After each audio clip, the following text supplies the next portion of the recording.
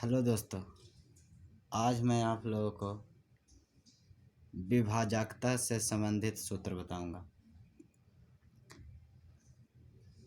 जिसमें पहला सूत्र है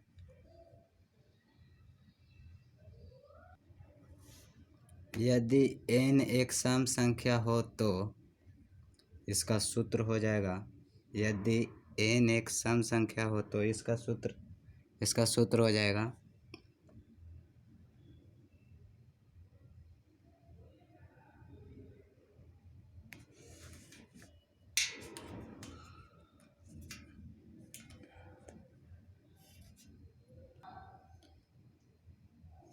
तो 2n⁻n-1 भी 3 से विभाज्य अवश्य होगी। अब हम 2 से विभाज्य वाला क्यों नहीं लिखे? क्योंकि 2 से विभाज्य के लिए पहले मैं बता दिया था कि 2 से विभाज्य होने के लिए 2, 4, 6, 8, 10 ये सम संख्या होना जरूरी है। और 3 से विभाज्य होने के लिए ही पहला सूत्र स्टार्ट होता है 3 से विभाज्य होने के लिए कि यदि n एक सम संख्या हो तो n के पावर 2 के पावर n-1। अब इसका एक एग्जाम्पल आपको मैं बता देता हूँ। एग्जाम्पल मैंने लिया, माना कि संख्या n है तो n बराबर मैंने 2 मान लिया।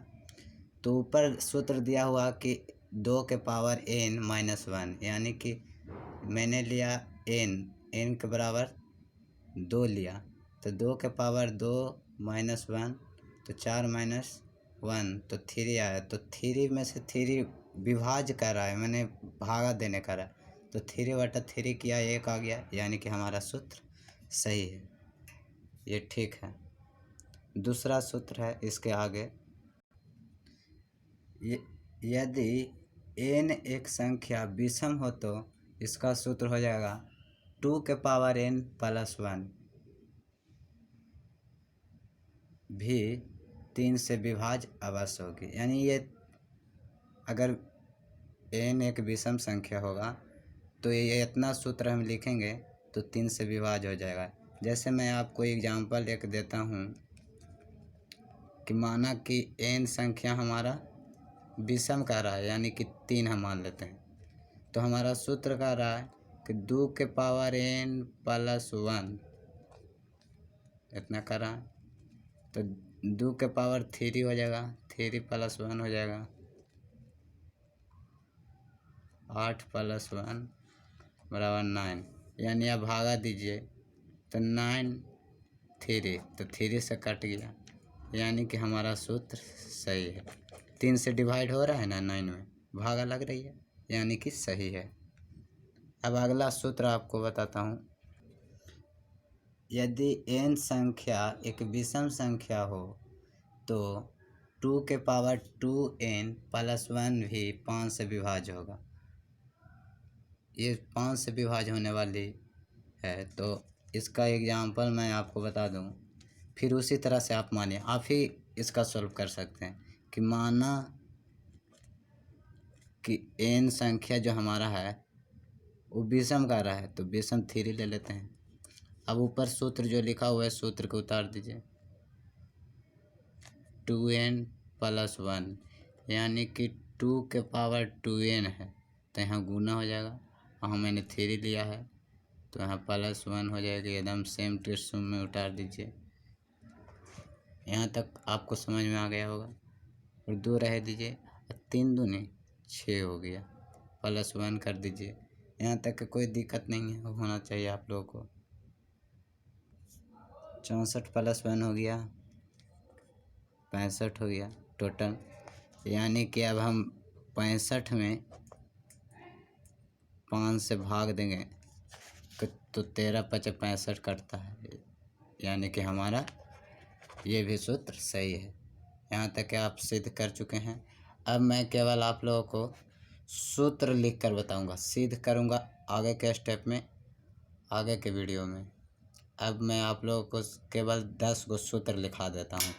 आप लोग सूत्र लिखा देता हूँ, आप उससे सिद्ध करके भी देख सकते हैं। केवल सूत्र में से लिखा देता हूँ, मैं इतना समझा दिया। यदि n संख्या सम हो तो 2⁻2n-1 भी विभाजित 5 से पूर्णतः विभाजित होगी। ये अब दूसरा इसका अगला सूत्र दिखाता हूँ। आप इससे फिर एग्जाम्पल ले लें। मैंने सम संख्या कहा था, सम संख्या आप 2, 4, 8 कुछ भी मान सकते हैं और फिर ये सूत्र लगा के आप साबित कर सकते हैं कि 5 से विभाजित होता है कि नहीं। Thank you. 6 अंकों वाली संख्या जिसमें एक ही अंक बार बार दोहराए गए हो तो 7 से पूर्णतः विभाज्य होगी। जैसे मैं एग्जाम्पल एक आपको मैं बता देता हूँ, आप उससे साबित कर सकते हैं। 1 1 1 1, फिर आप 2 2 2 2 2, ऐसे आप 3 3 3 3 3 इत्यादि ले सकते हैं। 80 से आप 6 ही अंक लें और विभाजित करें, भागा दें, इसमें पूर्णतः विभाजित हो जाएगी, यानी कि 7 से पूर्णतः विभाजित हो गया, यानी कि हमारा ये सूत्र सही है।